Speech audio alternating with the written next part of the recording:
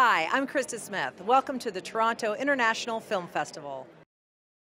Always one of my favorite things is to sit down with Ray Fiennes, who's here in Toronto for his, this is your second directorial, yes, second film that you've directed and also starred in. A couple years ago, Coriolanus, we were talking about, and now it is The Invisible Woman, which is an exquisite film.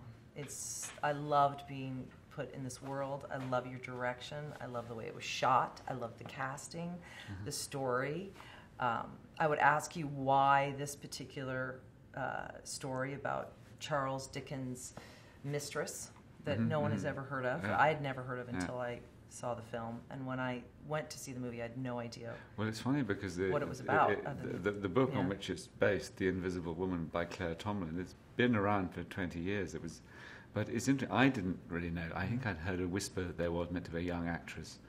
But Claire published this book 20 years ago. It's very, very detailed, and yet it sort of hasn't. It's as if the presence of Dickens and our sense of Dickens as the family man, and it hasn't penetrated.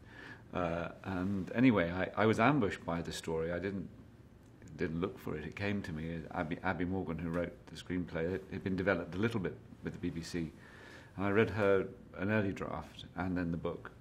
And was completely gripped by everything about it. You know, the story of Ellen Turner and the Dickens, a portrait of Dickens, and the story of how he pursued her.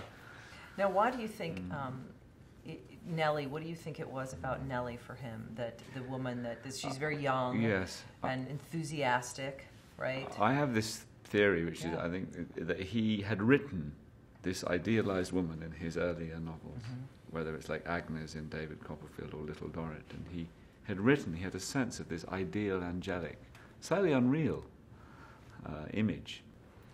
And then suddenly, in his 45, he puts on this production of an amateur production of a play and hires professional actresses and meets Ellen Turner. And I have this theory that he saw her and sort of went, maybe not completely in his head, but he sort of felt, this is who I've been writing, and sort of fell for her. And I think a lot of Nellie didn't probably know what she was receiving. I mean, she was a huge admirer of Dickens. He was very famous, but suddenly there was this onslaught of attention. That's what and then finally, I think the story of this film is the journey of how Ellen Turner became the mistress. And I felt that there was possibly some shame in it, but not, but really.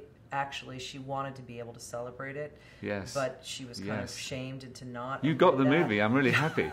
And that was really the everything in the movie that I wanted people to get. You've got. Well, it's great, and your perspective on the female was fantastic in this film. So, thank you. Thank you for it, and I can't wait to see what's next.